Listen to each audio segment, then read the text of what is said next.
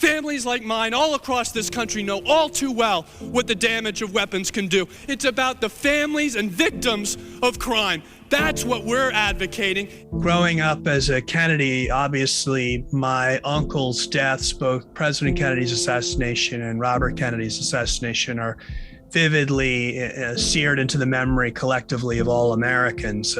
I think that my family, not unlike any other family that's been impacted by gun violence, appreciates that the impact is not just on the person who's killed, it's on their whole family and what impact that leaves in terms of a legacy of hurt and trauma.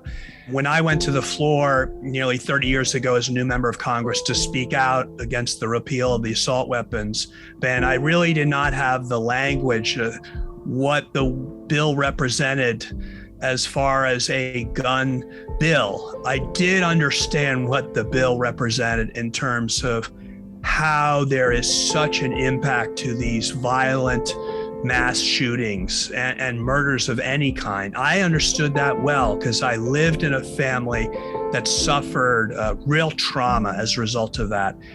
So I'm really pleased, Marjorie, that Psych Hub has put together a toolkit to help others better understand the impact of trauma and maybe what they can do to find resources to allow them to work through this very tragic and traumatic time that we're living in today.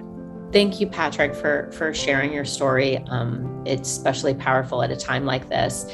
Today, Psych Hub is proud to release a Trauma Response Toolkit, which is a collection of a number of free educational assets to help people be able to start to have these hard conversations. We really want to give people whatever resources that they can so that they can start talking to each other, talking to their kids, and not having to go many, many years and not feeling safe like what happened to you and your family.